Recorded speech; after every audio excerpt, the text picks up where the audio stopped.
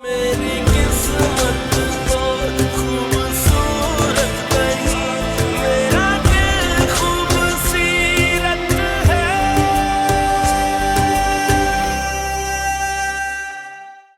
बुशरा, कुछ मत कहिए अफजल। अगर आपको शादी से इनकार ही था तो ये सब कुछ क्यों किया? मेरे दिल में अपने लिए जज्बात क्यों जगाया आपने? जो एहसास मैंने कभी महसूस नहीं किया था उसकी हिस्स क्यों जगाई आपने मुझ में? बुशरा मेरी बात। कुछ मत कहिए, चुप हो जाए अफजल। तुम्हें लगता है कि ये मेरा फैसला था?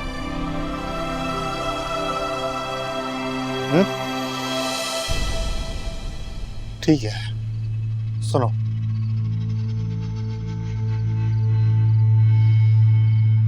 मेरे इस फैसले में किसी और का दिल भी शामिल है। किसका? दिलकश का।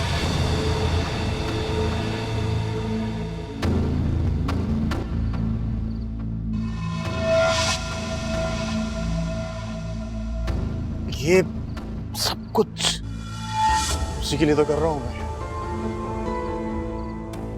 उसके दिल को जोड़ने की कोशिश कर रहा हूं यार। मैं जानता हूं, तुम भी जानती हो, हम सब जानते हैं कि कितनी मुसीबत से गुजर रही है वो आजकल। ऐसे में अपनी खुशी के शादियाने बजाना अच्छा लगेगा क्या?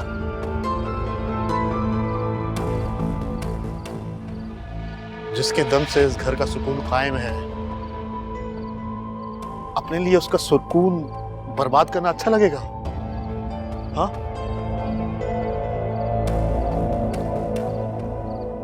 लेकिन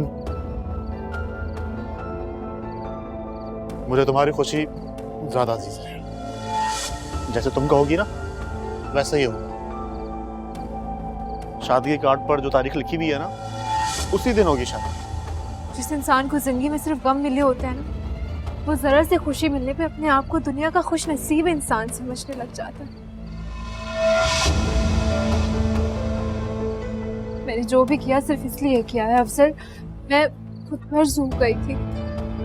मैं भूल गई थी कि दुख तो दुख होता है ना, चाहे अपना हो या पराया। लेकिन मुझे कबूल है, जैसा आप कहेंगे वैसा ही होगा। आपका दुख मेरा दुख, आपका सुख मेरा सुख।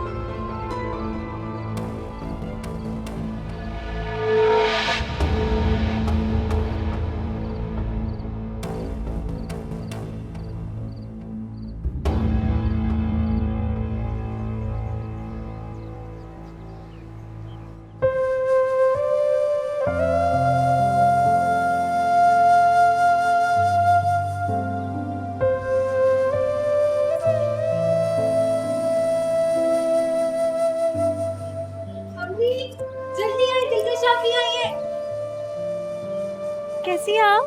पहले तो मुझे ये बताओ कि तुम मुझे हॉस्पिटल मिलने क्यों नहीं आई? मैं तो आपसे मिलने आई थी, लेकिन आप बेहोश थी ना, और घर में भी। बहुत दिन बेहोश रही हूँ मैं, लेकिन फिक्र मत करो, अब होश में आकर। अल्लाह तुम्हें सेहत, खुशियाँ और जिंदगी अता करे, तुम्हें हर बुराई और परेशानी से दूर रखे। अब कैसी है मेरी बच्ची? बिल्कुल ठीक हो पोपो। दुख सुख तो जिंदगी का हिस्सा है, और वैसे भी अब ये है मेरी जिंदगी, मेरी मुन्नी। बेशक बेशक। आप कहाँ चल दिए? अरे भाई, मेरी बेटी अस्पताल से घर आई है, फल वगैरह तो ले आऊं इसके लिए।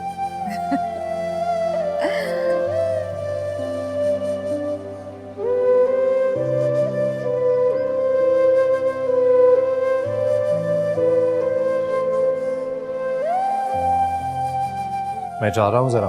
समर, नाश्ता तो करते जा बेटा। जी, भूख नहीं है। बेटा तुम्हारे बाबा ठीक ही तो कह रहे हैं, नाश्ता करके जाओ। खाली पेट तो इंसान का दिमाग भी नहीं चलता। तुम चलो बैठो, मैं नाश्ता बना कर ला रही हूँ तुम्हारे लिए। शाबाश। अरे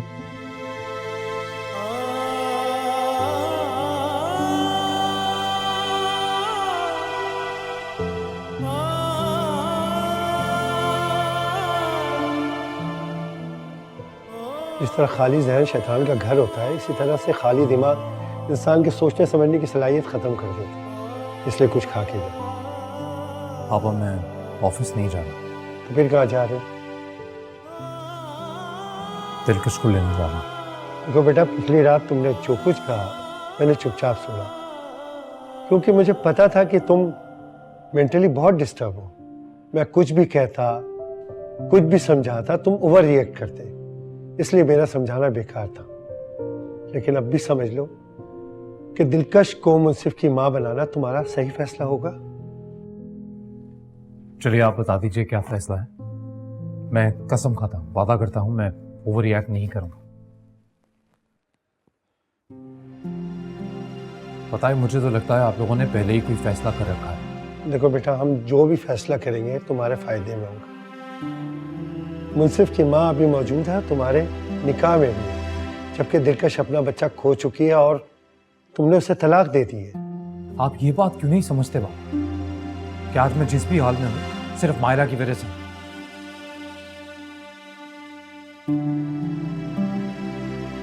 मानता हूँ तलाक का वो नोटिस भेजकर गलती की मैंने, पर भेजा तो सिर्फ नोटिस ही, तलाक तो नहीं दी ना।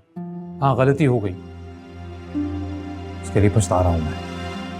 दिलकश को मुंसिफ की माँ बनाना एक और गलती होगी समर। आपको दिलकश से क्या प्रॉब्लम है? क्यों नहीं चाहते कि वो इस घर में लौट के आए? क्यों ना उसे वो सब कुछ मिले जिसकी वो हकदार है? देखिए, मायरा के नाम की जो पट्टी मेरी आंखों पे बंदी थी ना, वो अब खुल चुकी है। साफ साफ दिखाई दे रहा है मुझे क्या सही है और क्या गलत। हमें दिलकश के यहाँ रहने पे कोई तकलीफ नहीं बेटा, ये उसका घर है, हमें क्या इतराज हो सकता है।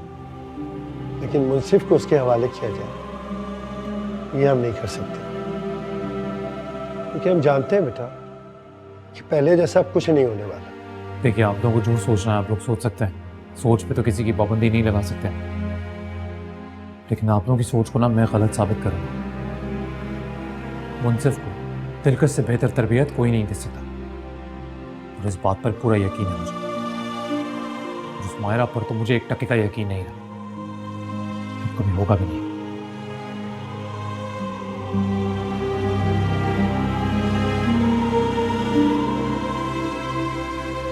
चल बस करो ना, कितना खिलाओगी मुझे? दिलकश आप, ये सब आपने ही खत्म करना। शाबाश, अच्छे बच्चों की तरह खत्म करें। तुम भी कुछ खाओ, शादी होनी है तुम्हारी। आप कमजोर हो रही हैं, मैं नहीं। और इतनी खिदमतें जो मैं कर रही हूँ ना, सिर्फ इसलिए कर रही हूँ ताकि आप जल्दी से ठीक हो जाएं। फिर आप मुन्नी के साथ खेलेगा और मेरे साथ खूब सारी बातें कीजिएगा। मेरी फिक्र बिल्कुल मत करो, मैं बिल्कुल ठीक हूँ। मुन्नी कहाँ है? दूध पिया उसने? हाँ, मामी ने उसे दूध पिला के सुला दिया था।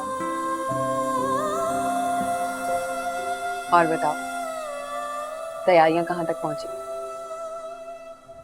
आप ये खत्म करें शाबाश, मैं आपके लिए यखनी लेकर आती हूँ, ठीक है? बुशरा, क्या बात है?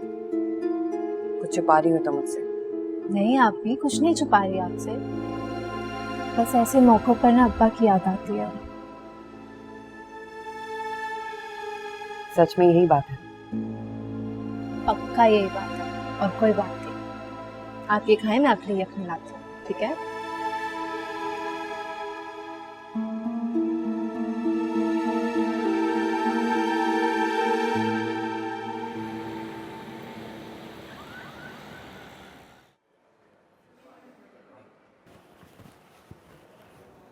Excuse me madam, ward number 14 की पेशेंट से मिलना है। सॉरी सर, आप उनसे नहीं मिल सकते हैं। क्यों नहीं मिल सकते? क्या आप लोग कर क्या रहे हैं? और आप लोगों को क्या लगता है मुझे पता नहीं है किसकी दबाव में आके आप लोग ये हरकतें कर रहे हैं? मतलब एक शौहर अपनी बीवी से नहीं मिल सकता? करें, बुलाएं, जो भी आपकी मैनेजमेंट है उसको बुलाएं। आप लोग जानते नहीं है इन हरकतों की वजह से ना मैं आपका अस्पताल बंद करवा सकता हूँ। एक मिनट सर, मैं बुलाती हूँ उनको। मिल सकते हैं। सर आप जरा बाहर आइएगा। ये गलत है। आप जी सर, क्या मदद कर सकता हूँ मैं आपकी? मदद क्या करनी है आपने? मेरी बीवी है इस हॉस्पिटल के अंदर, उससे मिलने के लिए आ रहा हूँ मैं, तो ये मैडम बोल रही है आप मिल नहीं सकते। तहमीना, ये सब क्या है? क्या हो रहा है ये सब? सर मैं इनसे कह रही हूँ, ये मेरी बात ही नहीं सुन रहे हैं। वार्ड नंबर 14 की जो पेशेंट है, इस वक्त उनकी ड्रेसिंग चल रही है। डॉक्टर रूबीना ने किसी को भी अंदर आने से मना किया हुआ है। सॉरी सर, बस आपको थोड़ा सा वेट करना पड़ेगा। Sorry sir. और वैसे सर आपने नाम क्या बताया? मिसेस दिलकश समर। देख लें। सर आपको क्या, मैं इनको चेक करके बताती हूँ एक सेकंड अभी। सर वो तो सुबह ही डिस्चार्ज होकर चली गई हैं। जा चुकी है? Yes sir. कमाल है सर, आपकी बीवी जा चुकी है और आप हमारे ऊपर। सॉरी, मैं जानता नहीं था।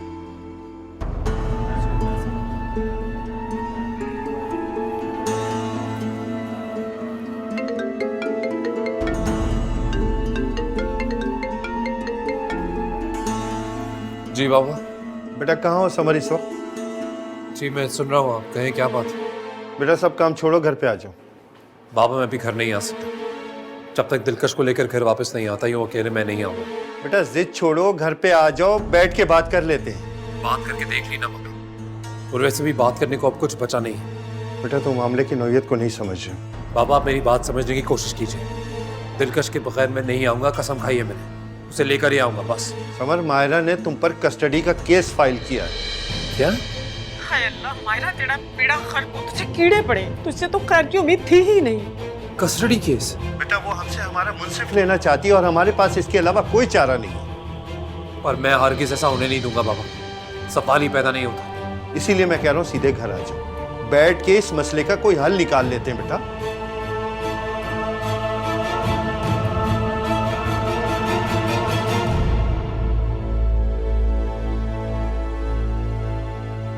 Thank you ji, thank you. Notice घर पहुंच चुका है। समर के वालिद ने रिसीव किया। आप ही केस वापस ले लें। मत करें ये सब। कैसी बातें कर रही हो तुम मायरा? सच कह रही हूं मैं। समर को बहुत बुरा लगेगा, अम्मा अब्बा को भी। आप ऐसा क्यों कर रहे हैं? क्यों ना करूं? तुम्हें तुम्हारा मुंसिफ नहीं चाहिए? चाहिए मुझे। तो फिर मैं तो तुम्हारी मदद कर रहा हूं। तो अपना बच्चा मैं वैसे भी ले ही लेती। अच्छा, कैसे ले लेते तुम अपना बच्चा? बताओ, सुन रहा हूं।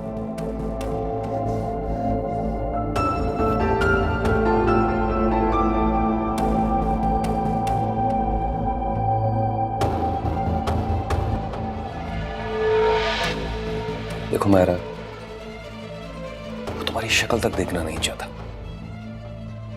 इस बात का सबूत यह है कि इतने दिनों में एक बार भी उसने पलट कर नहीं पूछा कि तुम जिंदा हो या मर गई। ऐसा शख्स तुम्हें तुम्हारा बच्चा लौटाएगा? भूल जाओ। जो कुछ है मेरी मोहब्बत है, वो मेरा गुरूर है, मेरा ये बच्चे का बाप है, मेरा शौहर है वो। तो फिर तुम अपने घर वापस चली जाओ। यहां क्या कर रही हो तुम? ऐसे कैसे चली जाऊं? तो फिर क्या करें? केस रहने देते? मैं मना कर देता हूं अपने वकील को। फिर तड़पती रहना अपने बच्चे के लिए। और वो क्या नाम है उसका? हाँ, दिलकश। वो पालेगी तुम्हारे बच्चे को। और फिर तुम्हारा बच्चा उसे ही अपनी मां कहेगा। फिर पता चलेगा तुम्हें। ठहरो, मैं अभी वकील को मना कर देता हूं। नहीं, मैं पालूंगी अपने बच्चे को।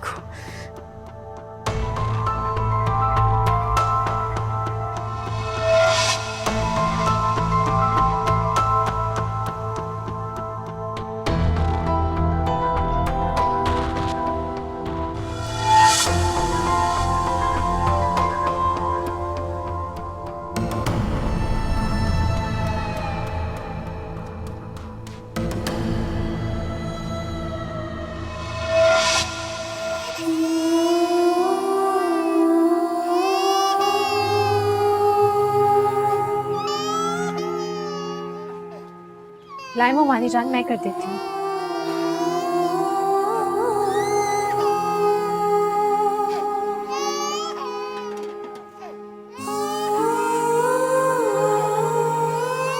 कैसी तबीयत है दिलकश की भाभी? ठीक नहीं है, डॉक्टर्स ने कुछ कहा है क्या? उन्होंने कहा है कि दिलकश अब कभी मां नहीं बन पाएगी।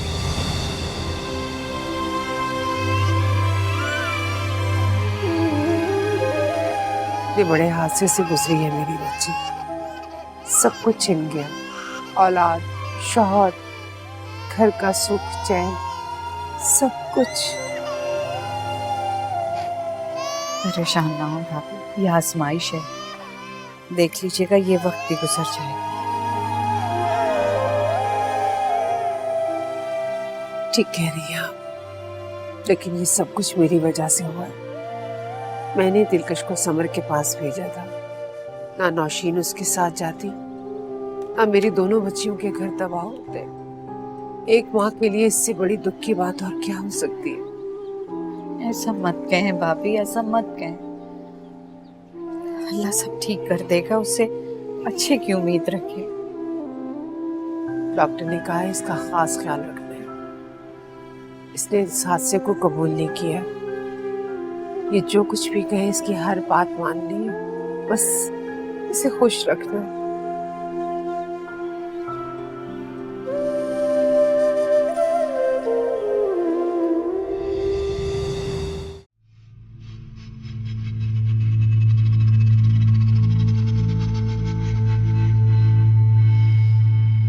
तुमसे कोई मिलने आया? मैं 2 मिनट इससे अकेले में बात करना चाहता हूँ।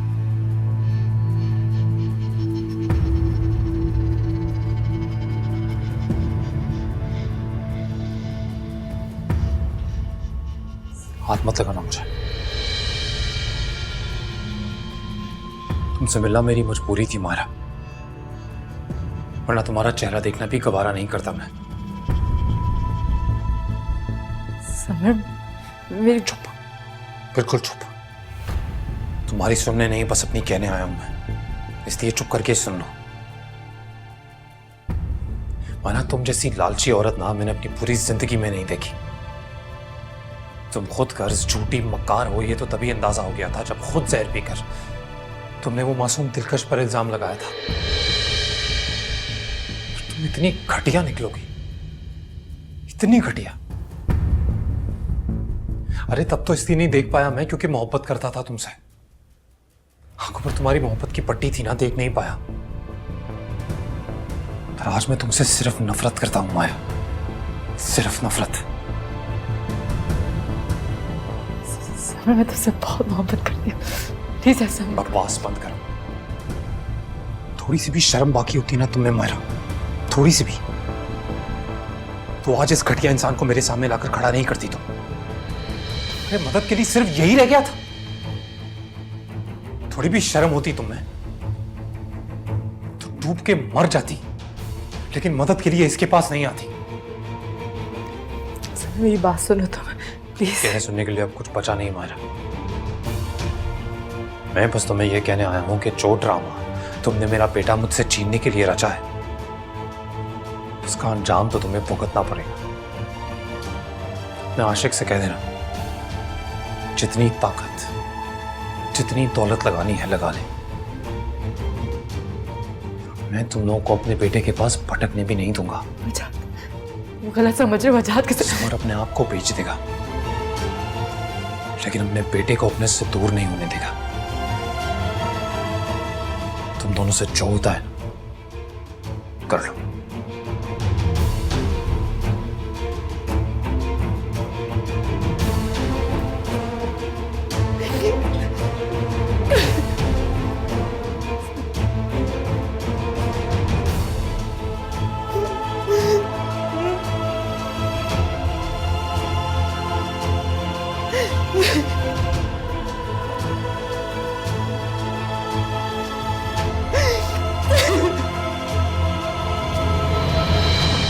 घर की सजावट का क्या हुआ भाई?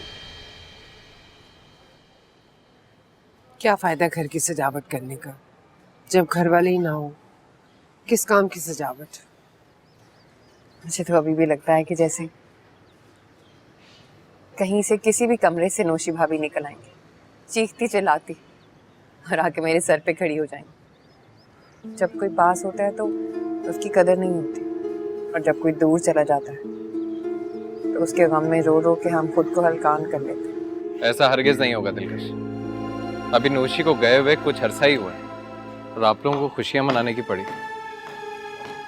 इनाम बिल्कुल ठीक कह रहा है। जब तक भाभी का 40वां नहीं हो जाता नहीं मनानी चाहिए हमें खुशी। क्या तुम भी ऐसा चाहती हो बुशरा?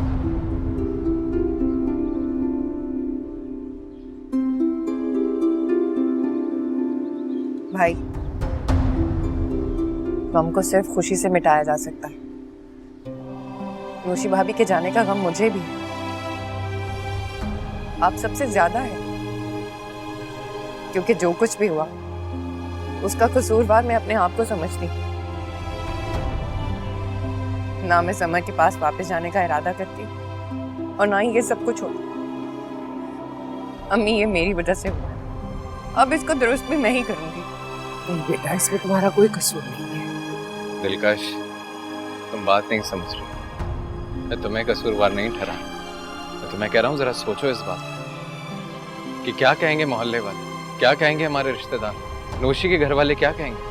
क्या उनकी बेटी इतनी बेवकत है कि उनके ससुराल वाले 40 दिन तक भी इंतजार नहीं करते? तो क्या नौशी भाभी की इतनी वक़्त है कि 40 दिन बाद उनके गम को भुला दिया जाए?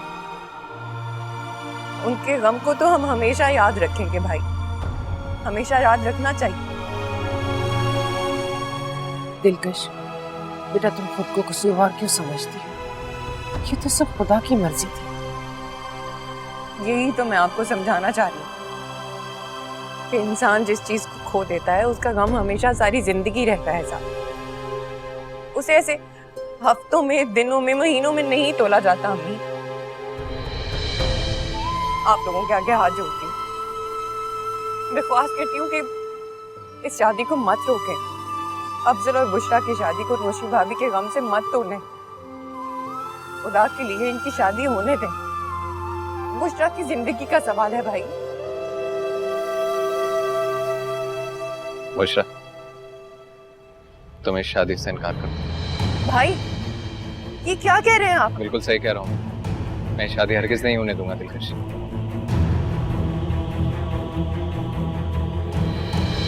दिलकश, क्या हुआ बेटा? दिलकश, खुद को संभालो बेटा। क्या हो गया दिलकश? क्यों तुम इतनी टेंशन ले रहे? पहले ही बच्चे के गम की वजह से तुम आधी हो चुकी। हाँ दिलकश, प्लीज अपने आप को संभालो। सब तुम्हें ठीक देखना चाहते हैं, खुशी चाहते हैं तुम्हारी। तो मेरी खुशी इसी में है ना भाई, कि इस घर की खुशियां लौट आए, अफजल और बुशरा की शादी हो जाए। क्यों दिलकश, तुम अपनी जिद पे अड़ी हुई हो? जिद तो तुम कर रहे हो इनाम। आखिर बात क्या है? तुम खुलकर बताते क्यों नहीं हो? अम्मी, मैं बस बहुत हो गया। जो दिलकश कह रही है वही होगा। अफजल और बुशरा की शादी मुकर्रर तारीख पर ही होगी। ये मेरा फैसला है और इस फैसले को सबको मानना होगा। चलो आप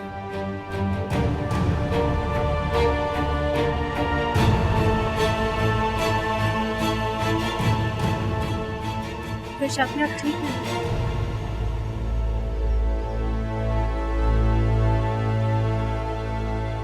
अम्मी, अम्मी आप ऐसा सोच भी कैसे सकती, मुझे यकीन नहीं आ रहा।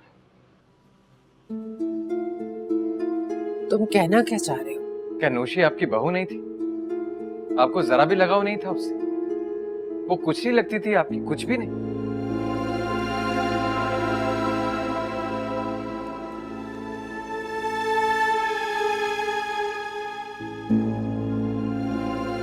तुम्हें कोई शक की गुंजाइश न रहे, इसलिए मैं तुम्हें कुछ दिखाना चाहती हूँ। ठीक है, देखो।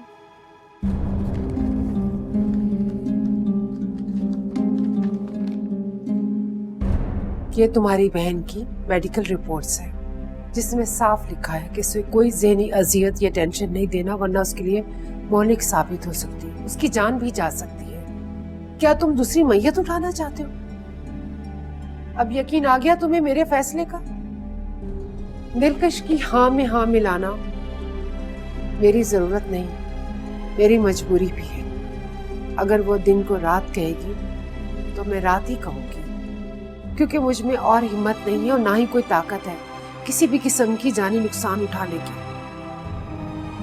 मेरे फैसले को मानना या ना मानना तुम्हारे बस में है, लेकिन इस फैसले के खिलाफ मैं तुम्हें हरगिज नहीं जाने दूंगी। इनाम, मुझे तुम्हारे तेवर ठीक नहीं लग रहे। ठीक? तुम मुझसे कुछ छुपा रहे हो। नहीं तो। देखो बेटा, मैं तुम्हारी माँ हूँ, तुम्हें अच्छी तरह जानती हूँ। तुमने अफजल और सना को इस घर का फर्द नहीं माना। अल्लाह भी अपने बंदों के बड़े से बड़े गुनाह माफ कर देता है। भूल जा वो सब कुछ जो कुछ उन्होंने हमारे साथ किया, तुम्हारी बहन के साथ किया। वक्त बदल गया है बेटा, और दिलकश तो अब अफजल से कहीं ज्यादा समर से नफरत करती है। बेटा, जो कुछ हो रहा है इसे होने दे। शादी के कार्ड भी छप गए, इसे कबूल कर ले बेटा। हो सकता है इसी में हम सबकी भलाई हो।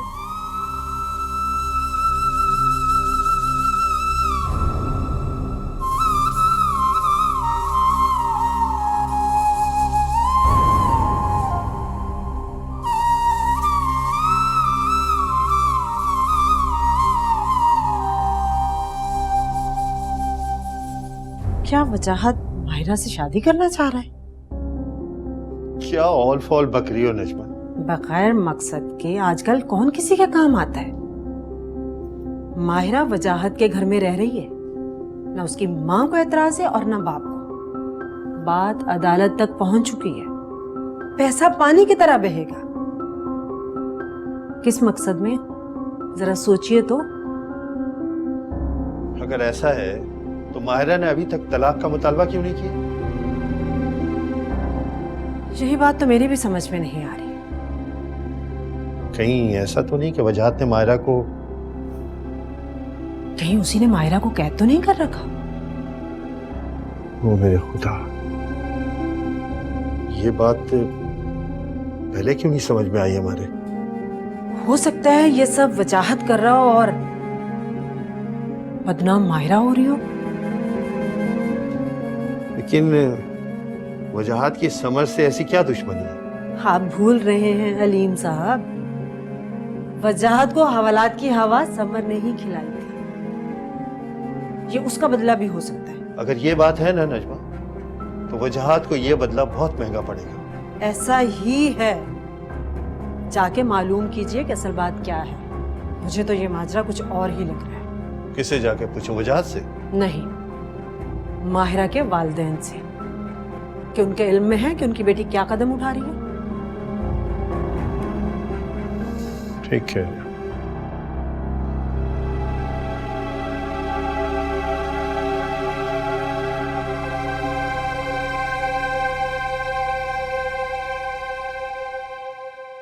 तुम बुशरा से शादी से इनकार नहीं कर सकते, समझे? तुम नहीं कर सकते इनकार।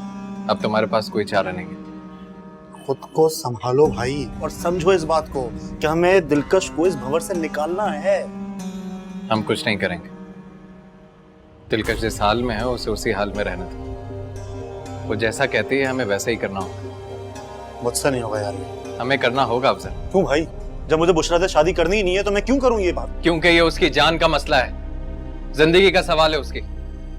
तुम जानते हो डॉक्टर ने क्या कहा है? डॉक्टर ने बोला है उसे कोई भी ज़हनी सदमा नहीं पहुंचना चाहिए, वरना उसकी जान जा सकती है। ये सब समर की वजह से हुआ है। हाँ, हुआ तो इस समर की वजह से ही है। क्या कुछ गुजरा है उसमें, क्या कुछ हुआ होगा उसके साथ उस घर में। वो लड़की जो दूसरों को हिम्मत दिया करती थी, आज उसे सहारे की जरूरत पड़ गई। मैं तैयार हूं ना यार। तुम तो तैयार हो, मगर बुशरा से शादी करने के लिए, दिलकश से नहीं। यार मैं दिलकश को सहारा दे नहीं बनोगे तुम उसका सहारा। मैं हूं उसका भाई, अभी जिंदा हूं, मैं बनूंगा उसका सहारा। तुम जाओ, जाके शादी की तैयारियां करो।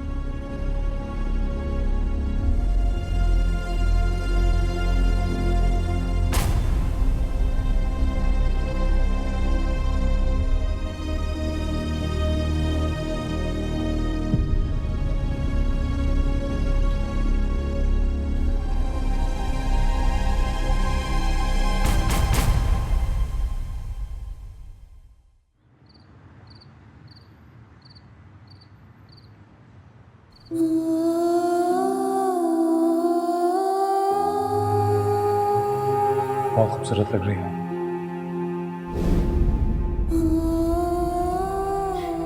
तुम हो ही बहुत खूबसूरत दिलकश।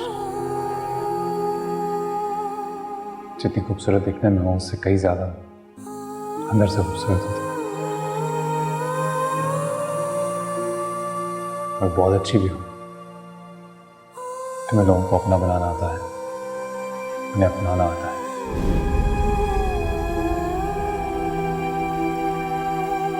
चांद खूबसूरत लग रहा है, रात भी खासी खूबसूरत है,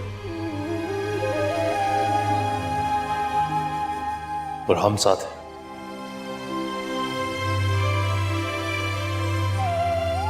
दिलकश किस्मत ने हमें चाहे जैसे भी मिलाया,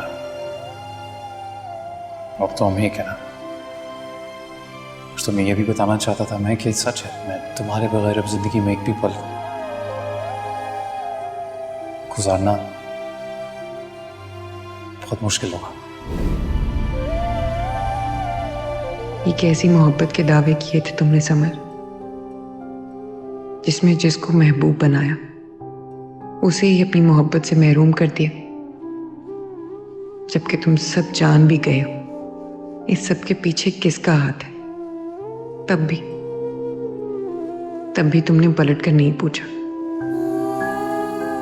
मैं तो तुम्हें सहारा देने निकली थी और तुमने मुझे बेसहारा कर दिया। क्यों समर, ऐसा क्यों किया तुमने? तुमने माफ नहीं किया ना मुझे, आज उसी की सजा भुगत रहा हूं। तन्हाई की सजा जो पल पल मुझे डसती है, मुझे बेचैन रखती है। अपनी गलतियों की माफी मांगने के लिए तुम्हारे पास आना चाहता था तो ऊपर वाले ने हर रास्ता रोक दिया। ये साबित कर दिया कि अगर तुम माफ नहीं करती तो वो भी मुझे माफ नहीं करेगा। दिलकश, अगर तुम मेरे दिल की आवाज सुन सकती हो तो मुझे माफ कर देना, मुझे माफ कर देना। मेरा दिल कह रहा है समर, तुम भी मुझे इस वक्त याद कर रहे हो, क्योंकि दिल कभी झूठ नहीं बोलता। तो बात क्यों नहीं करते मुझसे? हमारे बीच इतनी दूरी तो नहीं है।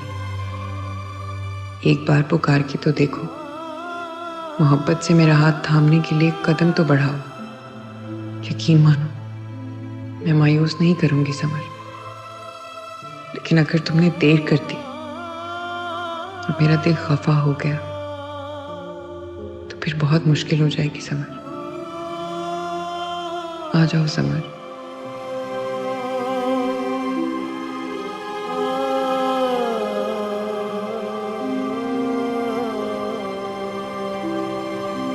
देखिए मौलवी साहब, मुझे आपसे कोई शिकायत नहीं है, कोई रंजिश नहीं है।